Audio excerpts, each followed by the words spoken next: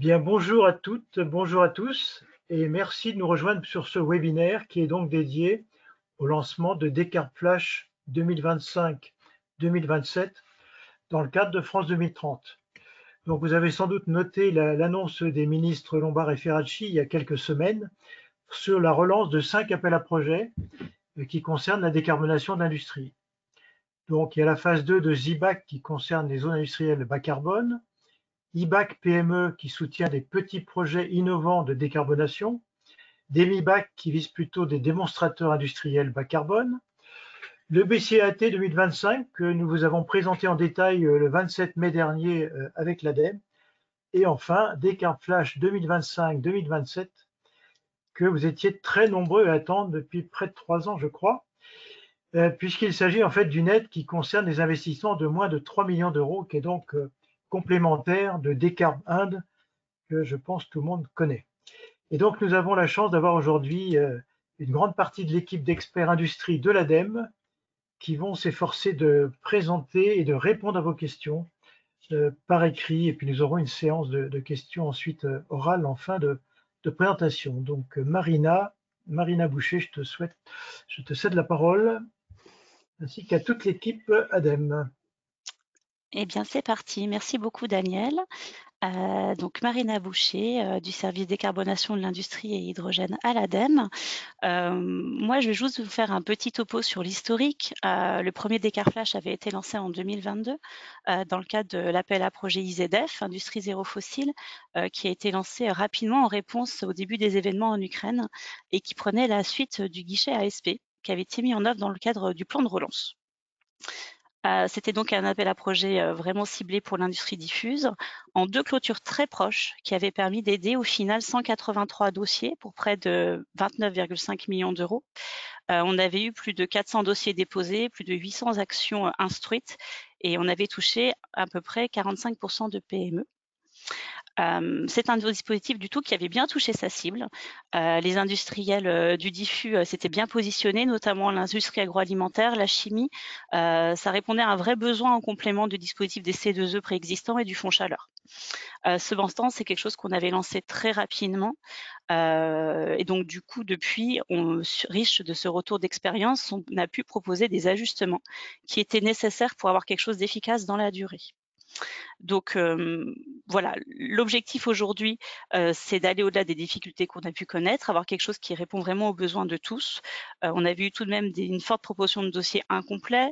Aujourd'hui, on observe un taux de chute de 17% des projets, liés à un contexte des entreprises, lié au prix de l'énergie, mais également par manque de maturité des dossiers. Donc aujourd'hui, l'objectif, c'est d'avoir quelque chose de plus robuste. Il y a tout de même 18% des projets qui ont été réalisés, les autres sont en cours de réalisation.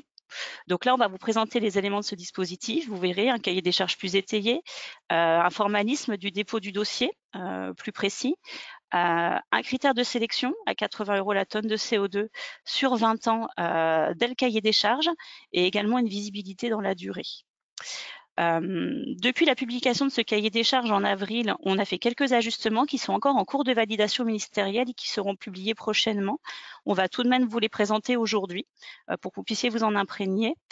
Je vais laisser la parole maintenant aux chefs de projet, Ingrid et Grégoire, qui sont mobilisés sur ce dispositif particulièrement, pour vous en présenter les détails.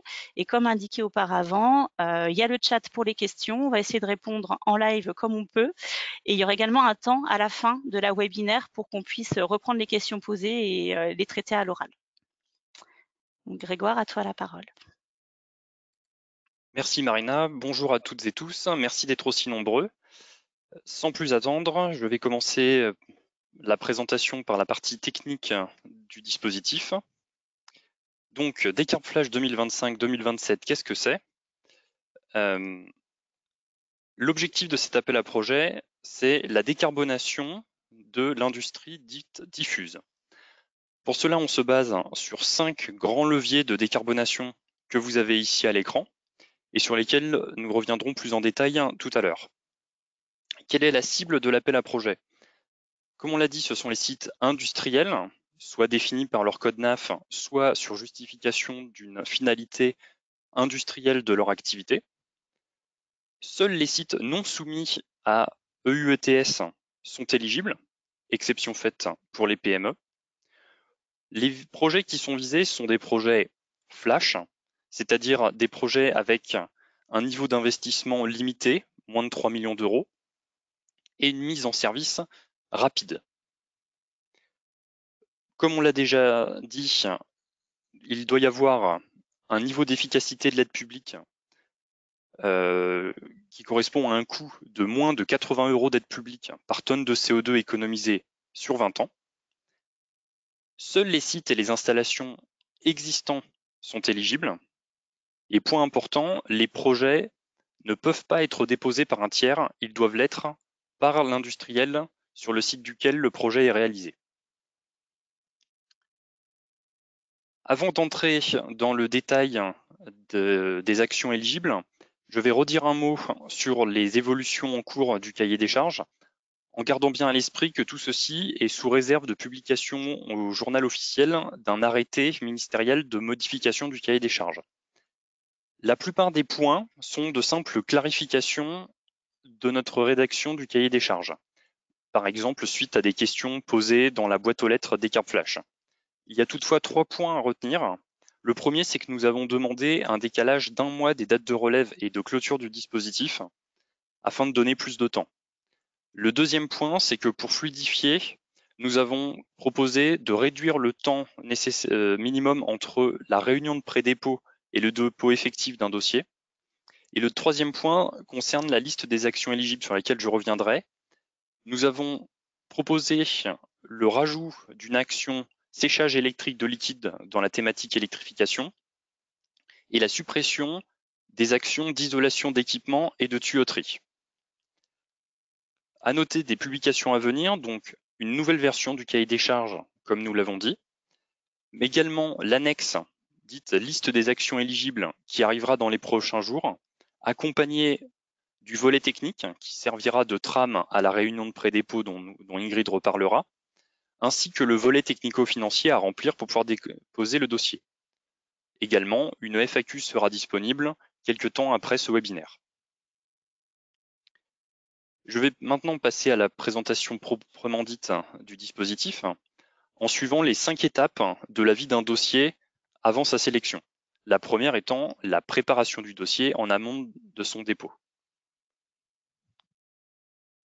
Comme dit en introduction, Decarb-Flash vise à la décarbonation de l'industrie diffuse via 5 grands leviers de décarbonation ou thématiques. Vous les avez ici à l'écran avec un résumé des attendus spécifiques à chaque thématique. Pour avoir le détail, je vous invite à consulter l'annexe au cahier des charges qui sera disponible dans quelques jours. Toutefois, un point très important à noter, dans Decarb-Flash, il existe des restrictions sur la composition d'un dossier. C'est-à-dire qu'un dossier ne peut pas être constitué de n'importe quelle combinaison d'actions tirées des thématiques éligibles. Il y a 2 restrictions. La première concerne la récupération de chaleur fatale industrielle. Un dossier ne peut pas être constitué à 100% d'actions de cette thématique, sinon il est éligible au fonds chaleur et sera donc redirigé vers ce dispositif. La deuxième restriction concerne les thématiques d'isolation de bâtiments industriels et de photovoltaïque en autoconsommation, réservées à l'outre-mer et à la Corse. En effet, sur ces 2 thématiques, à nouveau, il y a une restriction. Un dossier ne peut pas être constitué à 100% de ces thématiques. Il doit obligatoirement comporter au moins une action tirée d'une des 3 premières thématiques à l'écran, sans quoi il sera déclaré inéligible. À présent, voici la liste détaillée des actions éligibles, réparties entre les 5 thématiques évoquées précédemment. Notez les actions en cours de suppression et celles en cours d'ajout, à nouveau sous réserve de publication au journal officiel d'un arrêté. Je ne vais pas m'attarder sur chacune des actions. À nouveau, je vous renvoie vers l'annexe au cahier des charges pour connaître précisément les attendus et restrictions de chacune de ces actions. Toutefois, un point extrêmement important, c'est que dans cet appel à projet, chacun des éléments d'un projet déposé doit absolument faire référence à l'une des actions de cette liste. Toute autre action de décarbonation, même très pertinente, ne pourra pas être éligible à Décarb Flash 2025-2027. Ensuite, il faut savoir que, comme cela a été dit, nous avons renforcé et clarifié le niveau d'attendu pour un projet. Je vais donc faire un zoom sur les études préalables. Premier point, pour chaque dossier, nous demandons à avoir un audit énergétique de moins de 4 ans se rapportant au site industriel en question. Ou, pour les sites industriels ISO 50001, la revue énergétique du site. Ces audits énergétiques doivent être conformes au même niveau d'exigence que l'audit énergétique obligatoire auquel sont soumises de nombreuses entreprises. Alternativement à cet audit énergétique, vous pouvez déposer une étude d'opportunité d'évolution du mix énergétique qui est finançable via le programme Pacte Industrie, dont nous reparlerons juste après. Une fois cette condition d'éligibilité à l'échelle du projet remplie, pour chaque action éligible du dossier, tirée de la liste précédente, une étude préalable obligatoire est attendue. Cette étude est soit une étude de faisabilité, soit une étude de dimensionnement, suivant la thématique à laquelle se rapporte l'action. Et à nouveau, je vous invite à consulter l'annexe au cahier des charges pour connaître les attendus spécifiques à chaque thématique, voire à chaque action. À noter que par étude de dimensionnement, on entend une étude qui peut être réalisée en interne ou par un bureau d'études ou par un fournisseur d'équipement et qui dimensionne l'équipement en question. Une étude de faisabilité, elle, inclut une étude de dimensionnement, mais va au préalable effectuer une évaluation de la faisabilité technique et de la viabilité économique d'une solution. Je vais à présent passer la main à Marina pour vous dire un mot sur le financement des études préalables.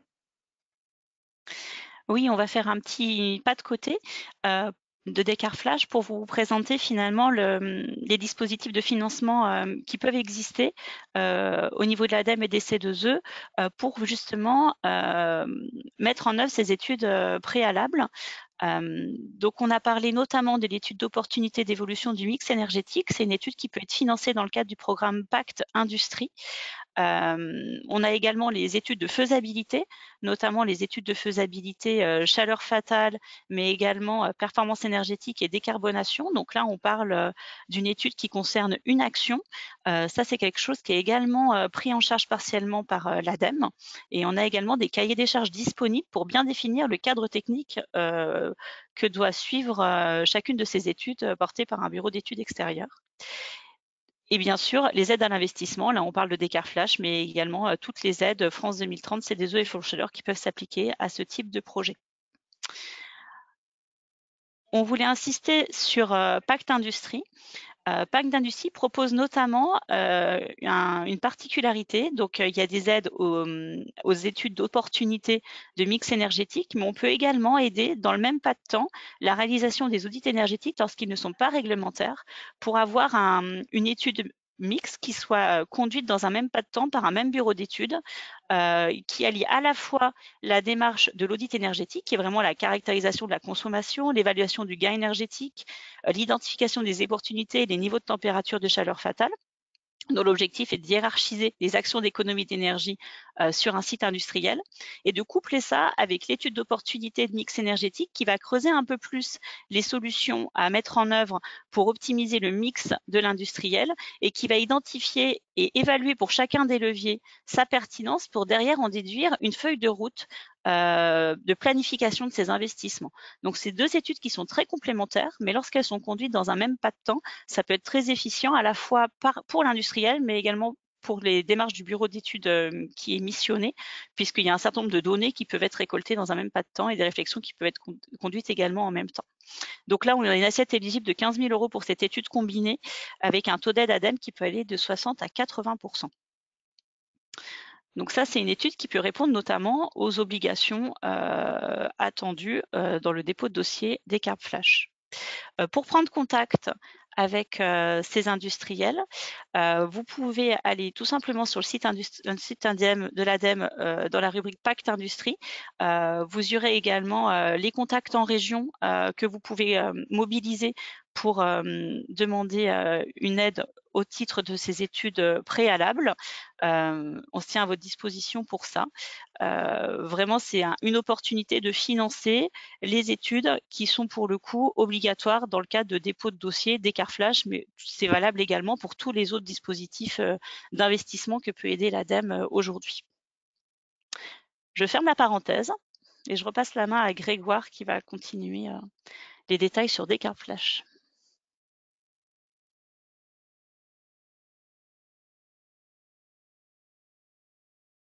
Merci Marina. Pour terminer la partie technique de la présentation, un focus sur les C2E.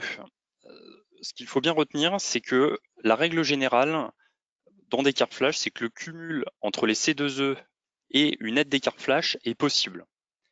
Et même plus que ça, l'ADEME encourage fortement les porteurs à faire appel au certificat d'économie d'énergie, puisque dans tous les cas, lorsque nous ferons une vérification de non-surrentabilité par un calcul de TRB, nous considérerons que le maximum de CO2 de ces 2E disponibles a été utilisé.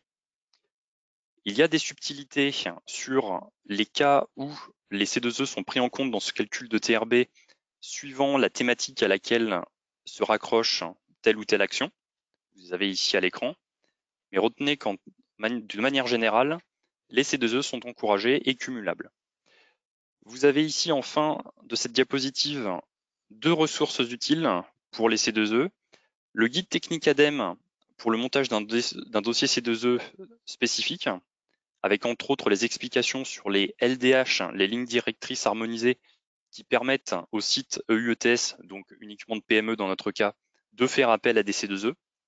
Et le deuxième lien utile est le calculateur C2E de l'ADEME, qui permet de faire un calcul d'estimation sur les C2E standardisés. Je vais maintenant passer la parole à Ingrid pour la suite de la présentation. Alors, est-ce que vous voyez bien mon écran? Donc, désormais, là, on a bien porté l'attention sur les aspects techniques d'écart flash. Ce que je vous propose désormais, c'est de dérouler un peu la vie du projet. Donc, on a beaucoup parlé de la préparation du projet.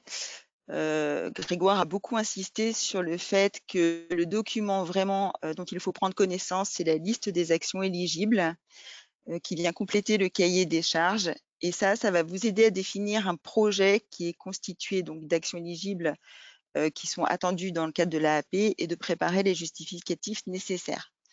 Donc, au moment où vous êtes en train de préparer votre projet, si vous avez des questions, surtout, vous n'hésitez pas à nous contacter sur l'adresse mail que j'ai indiquée ici, descartes.flash@adem.fr. La grande nouveauté sur Descartes Flash par rapport à la version 1 de Descartes Flash que certains d'entre vous ont peut-être connu, c'est l'instauration de réunions de pré-dépôt pour les dossiers.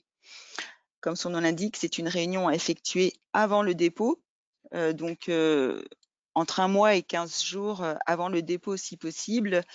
Cette réunion est à effectuer avec l'instructeur en région de l'ADEME. Et l'objectif de la réunion, c'est de vérifier l'adéquation du projet avec les attendus du cahier des charges. Et on va vérifier notamment la clarté du projet, sur la nature des actions envisagées, est-ce que les études préalables ont bien été intégrées, quel est le calendrier des opérations. Le but étant d'avoir le dossier le plus propre possible au moment du dépôt sur la page Agir. On vous impose un support de présentation pour cette réunion de pré-dépôt qui est le volet technique et que vous trouverez également sur la page Agir à partir de la semaine prochaine. Document donc qui sera à compléter par vos soins et à communiquer à l'ADEME si possible une semaine au moins avant la réunion pour qu'on puisse en prendre connaissance et pour donner un contenu très concret à la réunion, puisque la durée envisagée, c'est 30 minutes, ça passe vite. L'idée, c'est vraiment de mettre un petit temps de présentation et surtout de consacrer un gros pourcentage de cette réunion à un échange questions-réponses et ou préconisations de la part de l'ADEME. en sachant qu'à l'issue de la réunion, l'ADEME vous donnera un go ou un no-go pour le dépôt du dossier. Donc, elle vous dira si le dossier est éligible ou pas, a priori, et ce qu'il faut compléter pour que le dépôt soit complet et soit plus facile. Je vous donne juste une précision sur l'ouverture du calendrier des plages de rendez-vous, puisqu'à ce jour, ce n'est pas ouvert. Donc, ce sera ouvert par région début septembre. L'idée étant que les candidats à ce dépôt et donc à cette réunion de pré-dépôt puissent prendre les rendez-vous en autonomie en fonction d'un calendrier qu'on aura mis à votre disposition. Une fois cette réunion de pré-dépôt effectuée, vous pourrez donc, si vous avez reçu un go de la part de votre interlocuteur ADEME, déposer votre dossier sur la page Agir avec un certain nombre de documents que je vais développer juste après. Je précise juste qu'il y a 5 relèves prévues, donc une relève tous les 4 mois à partir du 15 octobre 2025 ou à partir du 15 novembre 2025 si, comme nous l'avons demandé, la date de la première relève peut être décalée. Mais je précise que dès que le dépôt du dossier est fait, l'instruction ADEME démarre. Les principaux documents à joindre sont indiqués ici. Donc, les deux principaux, on va dire, sont les deux premiers. Donc, le volet technique qui est exactement le même document qui sera utilisé en réunion de pré-dépôt et qui sera juste amendé suite à l'échange que vous aurez eu avec l'interlocuteur ADEME en réunion de pré-dépôt. C'est un PowerPoint qui présente l'entreprise et le projet, la nature des actions envisagées, etc. Le volet technico-financier, alors pour tous ceux qui ont eu l'occasion de travailler sur Decarbund, par exemple, c'est un document avec lequel vous êtes familier. C'est un tableur Excel qui comporte plusieurs onglets et qui a pour but de détailler tous les aspects techniques du projet. On va vous demander également des éléments d'ordre financier, donc la dernière liasse fiscale ainsi que l'attestation de santé financière et analyse de santé financière, le but étant de vérifier si l'entreprise est en difficulté ou pas. Les entreprises en difficulté ne seront pas accompagnées sur ce dispositif. On va vous demander de déposer l'audit énergétique de moins de 4 ans qu'a déjà évoqué Grégoire, un schéma de principe et puis plus largement tous les documents qui peuvent aider à la bonne compréhension du projet. Et en fonction des actions, peuvent être demandées des pièces justificatives spécifiques qui sont bien décrites dans le fameux document liste des actions éligibles qu'on a évoqué déjà à plusieurs reprises lors de ce webinaire. Une fois donc ce dossier déposé, la phase d'instruction commence et il revient à l'ADEME donc de vérifier un certain nombre de points. Marina et Grégoire ont déjà parlé du ratio d'efficacité de l'aide publique. Vous aurez, vous, dans les documents, déclaré un niveau d'efficacité d'aide publique. Nous, on va aller le contrôler. Et donc, voilà, j'attire votre attention que si l'instructeur ADEME observe un écart supérieur à 20% entre la performance qu'il calcule et celle que vous aviez indiquée, alors le dossier sera rejeté. L'efficacité d'aide publique, c'est donc un montant de 80 € d'aide publique par tonne de CO2 évité sur 20 ans. Et on vous a remis la formule ici.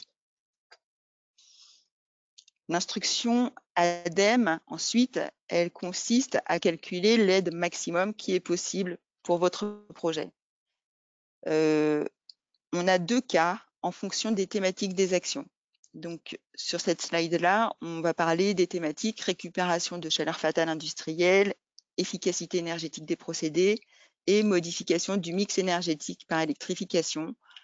Là, c'est assez simple. On applique juste un taux d'aide maximum qui dépend de la nature de l'action, de la taille de l'entreprise et de la localisation du site.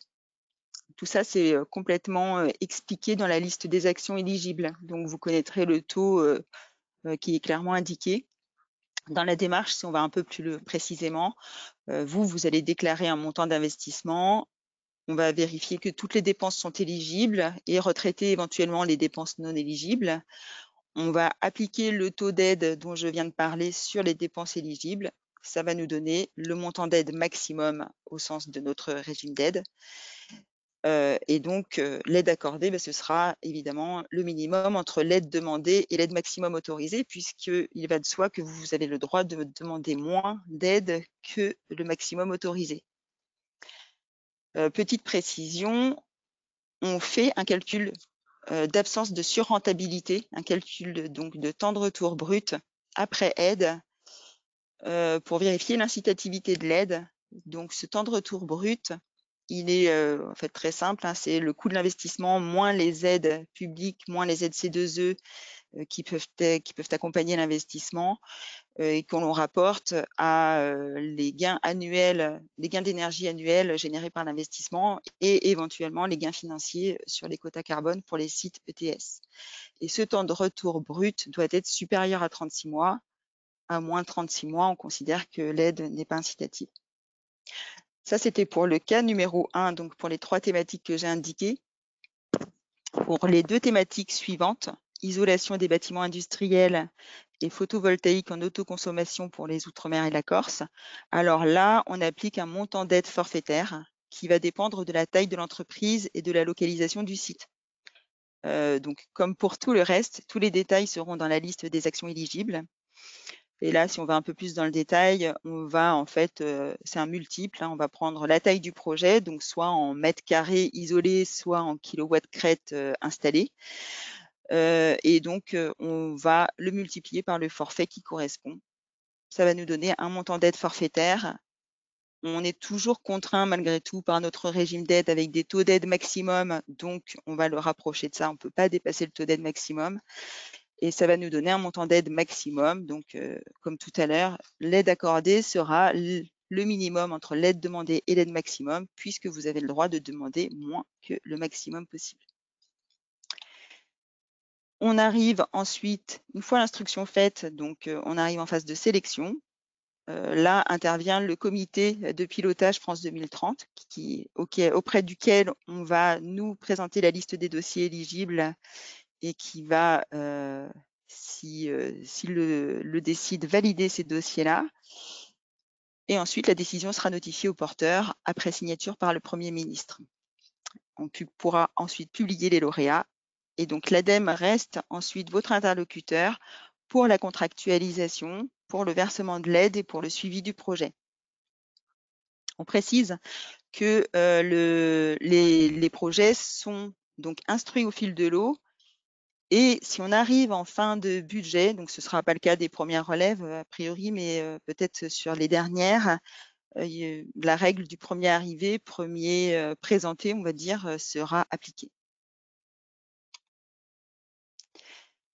En phase de suivi, petit zoom sur le versement de l'aide, les modalités de versement. L'aide est versée en 2 temps. Donc, une fois la contractualisation faite, une avance maximale de 15% après la signature du contrat sur présentation des justificatifs de démarrage du projet, donc au moins des justificatifs de commande d'au moins 15% des dépenses prévisionnelles.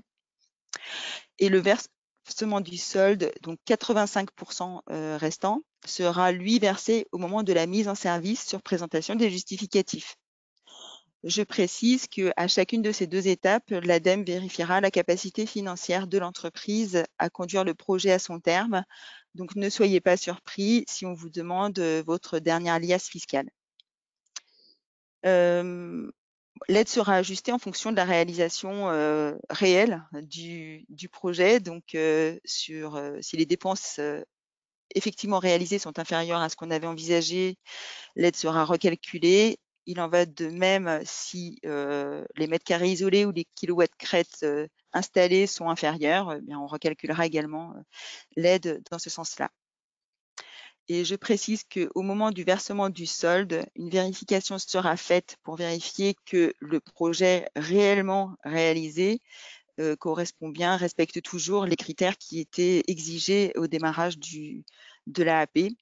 Si tel n'était pas le cas, l'ADEME serait en droit d'exiger la restitution de l'aide accordée. Voilà pour l'avis du projet. Un petit mot de conclusion peut-être, Marina ? Merci Ingrid. Oui, très bien. Merci pour tous ces détails. Il faudrait le slide suivant. Merci. Donc oui, un petit mot de conclusion et de synthèse, surtout de tout ce qui a pu vous être expliqué jusqu'alors. Donc, comme on l'indiquait, des audits énergétiques de moins de 4 ans ou la revue ISO 50001 ou une étude d'opportunité d'évolution du mix énergétique sont nécessaires pour pouvoir déposer un dossier, mais aussi pour justifier de la pertinence de l'action vis-à-vis de la feuille de décarbonation du site. L'objectif, c'est de démontrer la maturité et l'intérêt de conduire cette action et de donner une vision globale des investissements à venir sur le site industriel. Un point important, chaque action proposée doit s'inscrire dans une action qui est listée dans la liste des actions éligibles qui va être prochainement publiée sur le site de l'ADEME. Il y a également la nécessité de faire des grappes de projets pour certaines actions. Comme on vous l'a expliqué, les projets de récupération de chaleur fatale, si le projet ne consiste que en cette thématique, ce sera plutôt le guichet fonds chaleur qu'il faudra mobiliser. Lorsqu'on parle d'isolation des bâtiments industriels ou de PV en autoconsommation pour l'outre-mer, ce sera également uniquement en grappe de projet avec d'autres actions, chaleur fatale, efficacité énergétique ou modification du mix par électrification. Ça, c'est des points fondamentaux pour respecter le cahier des charges du dispositif. Donc, je disais des projets matures, des études préalables qui ont été conduites selon ce qui est indiqué également dans la liste des actions éligibles. Donc, soit étude de faisabilité, soit étude de dimensionnement selon les actions mises en œuvre.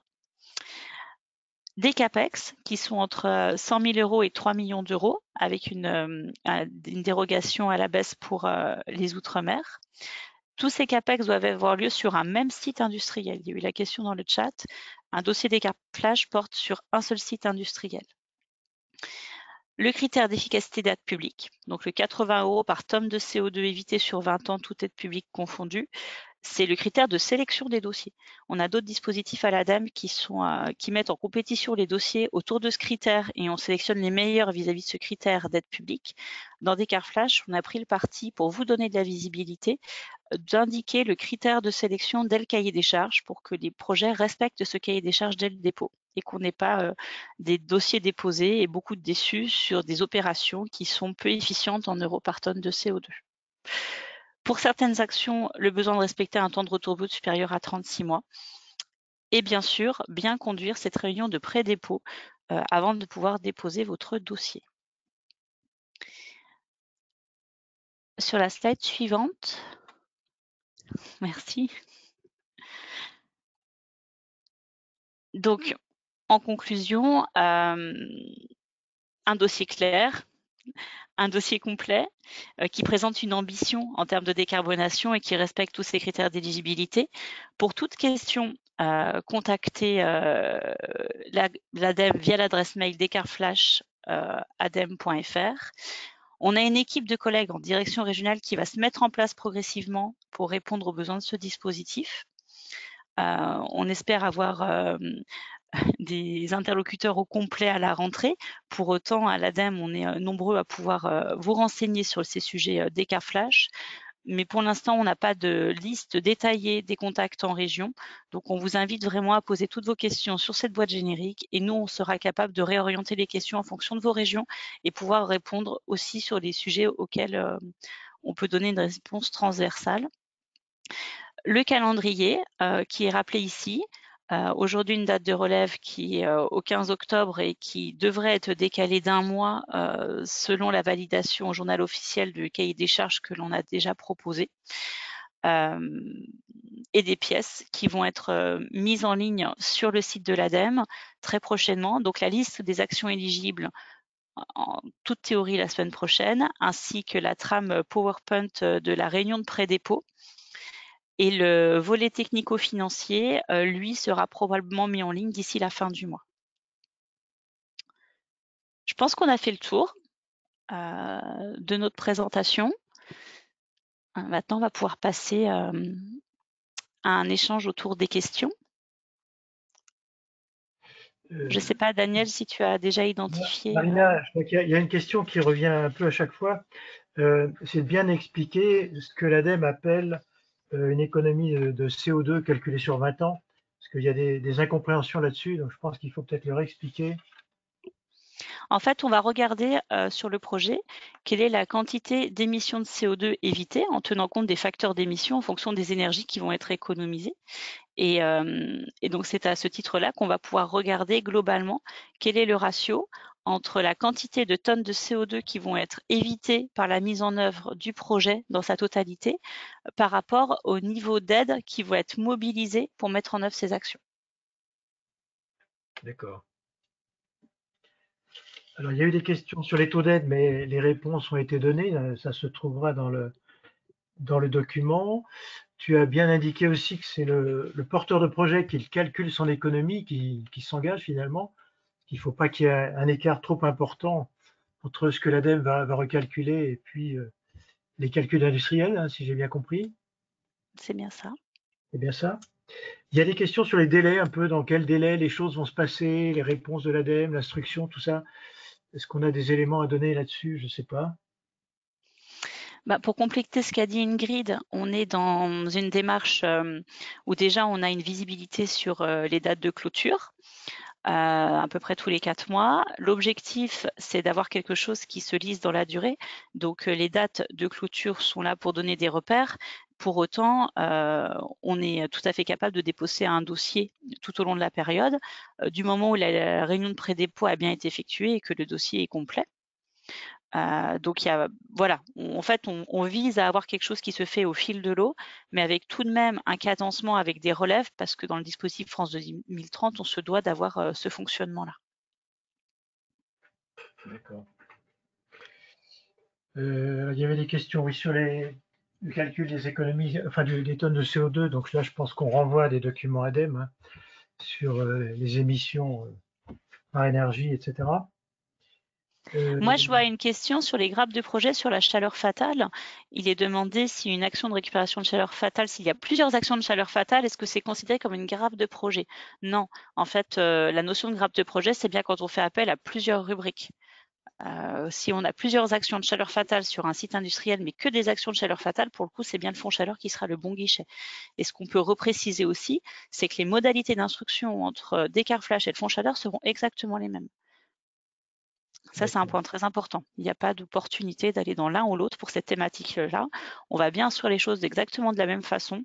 C'est juste l'opportunité d'aller dans Descartes Flash pour faire financer d'autres actions qui a été choisie en conservant cette ligne sur la chaleur fatale dans Descartes Flash. D'accord. J'ai vu aussi que le financement d'équipements neufs était possible. Par contre, le financement d'un site non existant n'était pas possible en fait, hein. Oui, on est bien sur des sites existants. Absolument. Bon, les tiers financeurs, ça a été dit clairement aussi, hein, c'est pas possible. Est-ce qu'il y a d'autres questions?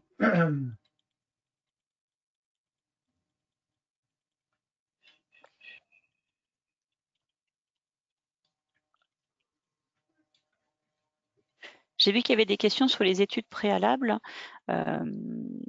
Tout ce qu'on a pu vous présenter tout à l'heure dans la diapositive sur les études préalables sont bien finançables à l'ADEME selon les différents guichets. Voilà, donc je réaffirme bien le fait que l'étude d'opportunité de mix énergétique couplée à un audit est bien finançable par l'ADEME dans le cadre du guichet Pacte Industrie, avec une limite d'assiette éligible à 15 kg €. D'accord.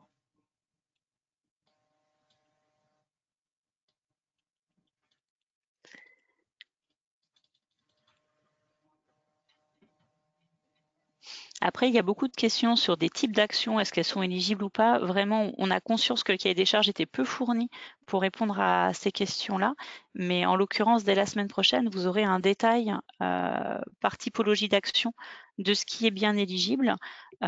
Et donc là, pour le coup, je pense que ça apportera beaucoup de clarté aux différents porteurs de projets pour voir si son action rentre bien dans le scope de Descartes Flash. Il y a beaucoup de questions de ce type-là, effectivement. Et puis, ça a été dit tout à l'heure, en fait, le document, le cahier des charges, sera modifié par arrêté, bon, dans une... Oui, mais à la marge, hein. Pour le coup, là, on vous a présenté toutes les modifications qui sont prévues en toute transparence. Et pour le coup, il n'y aura pas de nouveautés au-delà de ce que l'on a pu évoquer. C'est pour ça qu'il y a une question sur le séchage électrique. Ben là, la réponse se trouvera dans ce document. Oui, tout à fait. Et de toute façon, on indiquera cette ligne-là dès la semaine prochaine dans la liste des actions éligibles. On mettra cette rubrique-là dès lors, même sans avoir encore le cahier des charges pour qu'elle soit bien identifiée par les potentiels porteurs. On peut peut-être s'engager sur le fait de faire une FAQ peut-être dans un délai assez court. Il y a une FAQ qui est prévue, tout à fait. Voilà. Donc on y travaille, notamment pour y mettre toutes les réponses que l'on a pu déjà apporter depuis le lancement de ce nouveau cahier des charges. Donc on a une FAQ qu'on va prochainement mettre en ligne et qu'on va pouvoir alimenter au fur et à mesure des questions qui vont arriver sur la boîte d'écart flash. Il y avait des questions sur le photovoltaïque dans les DROM et en Corse. Bon, je pense que c'est pour faire une décarbonation effective qu'on a choisi ces zones-là, évidemment. Oui, tout à fait. C'était déjà le cas dans la première version de Descartes Flash. D'accord. Il y a des questions sur les bureaux d'études, etc. Mais tout ça, ça se retrouve sur le site de la T2E, sur le site de Pacte Industrie, etc. Tout ce qui concerne les études amont. Il n'y a pas d'éléments nouveaux là-dessus, je crois. Il y avait aussi une question sur est-ce qu'on peut déposer un dossier avant septembre. En fait, on va pouvoir ouvrir les réunions de pré-dépôt qu'à partir de septembre. Donc, conduire cette réunion de pré-dépôt en amont, c'est quand même assez fondamental pour pouvoir déposer derrière un dossier de qualité.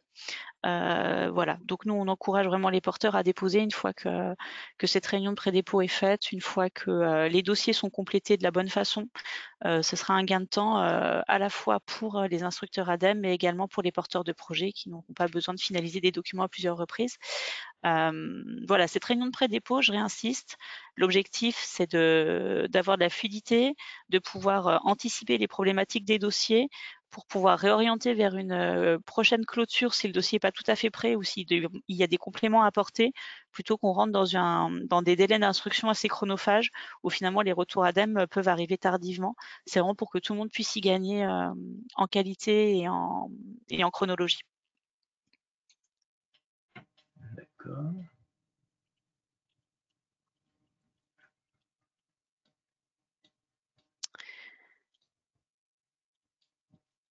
Voilà. Après, pour les C2E, là, je vois une question sur la prise en compte des C2E. Je crois que Grégoire a donné déjà beaucoup d'éléments. Comme on le fait aujourd'hui dans le Fonds Chaleur et dans les autres dispositifs France 2030, on va prendre en compte des C2E. On va les prendre en compte à une certaine un certain montant de valorisation, qui est aujourd'hui à 7,5 € par kWh QMAC, et pour le coût qui est fixé par les ministères, qui est une moyenne. Et sur ce point-là, on va de toute façon favoriser le recours au C2E, puisqu'on prend en considération dans le calcul de TRB les C2E mobilisables sur le projet, qu'ils soient déclarés ou pas dans le dossier. Donc on pousse vraiment les porteurs à aller chercher tout d'abord des C2E avant de mobiliser des aides d'État.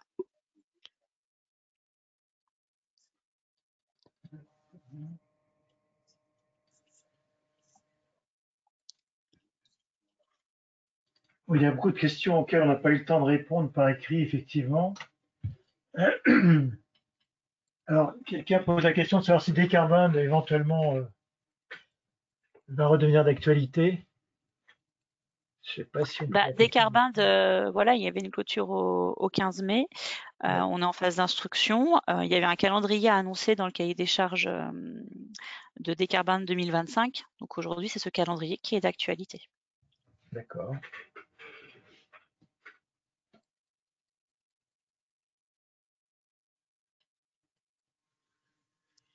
Après, de toute façon, mes collègues sont en train de répondre de manière intense aux questions qui sont posées. Il y aura derrière, après la webinaire, des réponses à toutes les questions. C'est vrai qu'elles sont riches et souvent très détaillées. La publication des lauréats, je crois qu'elle va se faire à la fois sur le Descartes Flash précédent et sur celui-ci, non tout ce qui a été retenu, etc. Il va y avoir un document de synthèse là-dessus, non? En effet, il n'y a pas eu de document qui est sorti, mais on fera un bilan, je pense, en fin d'année sur les dispositifs France 2030 au sens large. Mais comme je le disais en introduction, aujourd'hui, on a aidé 183 dossiers. Ça représentait près de 29,5 millions d'euros. On avait une grande part de PME qui ont pu être accompagnées dans cette première clôture. Voilà, aujourd'hui, on a 18% des projets qui sont réalisés, qui sont en cours de finalisation, enfin qui sont même finalisés et qui ont justifié de leurs dépenses. Après, les autres sont en cours. Voilà le bilan qu'on peut faire de manière très macro aujourd'hui. Il y avait une question sur le TRL, il faut peut-être repréciser ce que c'est. Au niveau de la maturité des projets, TRL 9, c'est une technologie qui est éprouvée, qui n'est pas au stade du développement ni de la première industrialisation. Donc on est bien sur quelque chose qui a déjà des références en milieu industriel. Tout à fait.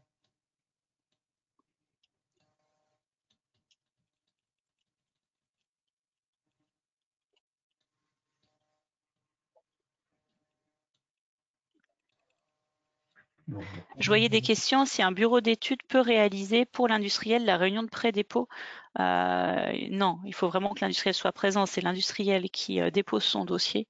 Il est important qu'un représentant industriel soit là. Après, s'il souhaite être accompagné d'un bureau d'études pour cette réunion de pré-dépôt, c'est tout à fait possible. Mais il faut la présence d'un industriel ou d'un représentant de l'activité industrielle à cette réunion. Il y avait une question qui parlait du décret tertiaire. Je pense que la question, c'est peut-être une confusion entre le site tertiaire et les sites industriels comportant. En fait, la question du décret tertiaire, je pense qu'elle était en lien avec l'isolation des bâtiments industriels, qui est une rubrique du dispositif. Oui. On va répondre sur le chat, mais aujourd'hui, les projets les actions qui rendent conforme au décret externe. En fait, je me suis trompée. C'est pas le bâtiment industriel, c'est pour le PV. C'est pour le PV en autoconsommation. Pour être conforme à l'arrêté de l'arrêté. Voilà. En gros, si l'action permet d'être en conformité par rapport à cette réglementation, on ne peut pas rendre éligible l'action à décart flash. Voilà. Et c'est valable à la fois pour la partie bâtiment et pour la partie PV en autoconsommation. D'accord.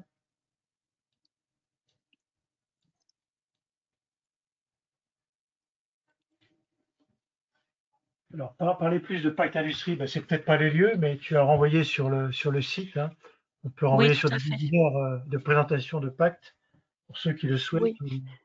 N'hésitez pas à contacter nos interlocuteurs ADEME en région sur le sujet si vous avez plus de questions là-dessus. Absolument. Leurs noms sont bien mentionnés sur notre page internet dédiée à ce dispositif. Les sites ETS, alors il y avait une question, ils sont bien exclus, sauf les PME, c'est ça qui a été dit, je crois. Oui, tout à fait. D'accord.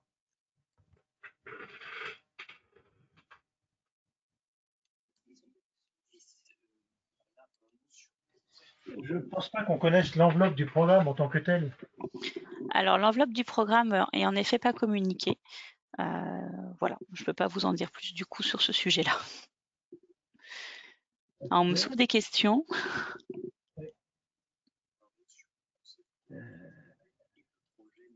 Je l'ai dit déjà.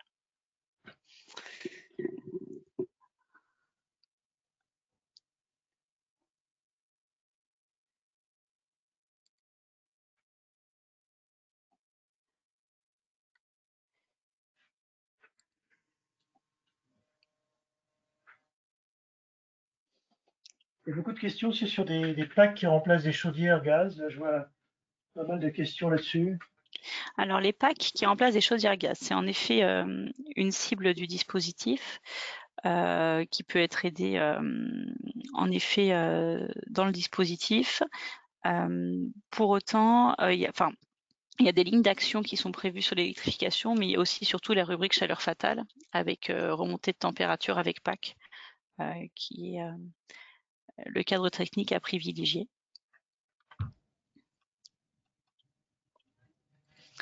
Après, les sujets PAC qui seront à regarder de manière indépendante. Oui.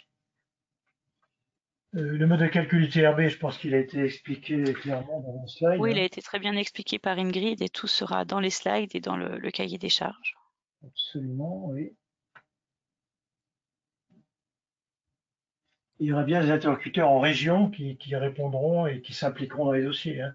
Oui, tout à fait. L'instruction ADEME va être conduite en région. Les réunions de prêt et dépôt vont également être assurées par les collègues en région. Voilà, donc dès la rentrée, on aura une équipe en ordre de marche pour répondre aux industriels et pouvoir conduire ces réunions de prêt et dépôt.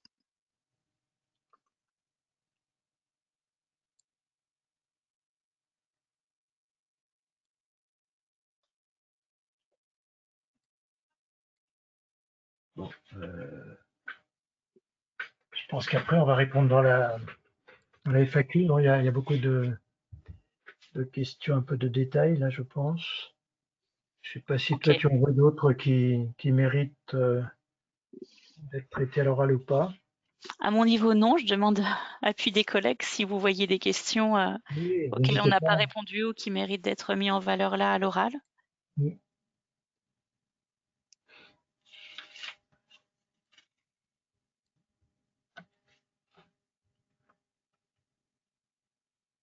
A priori, on Non. a déjà balayé la majorité des Oui, sujets. oui, il y a beaucoup de choses. Hein.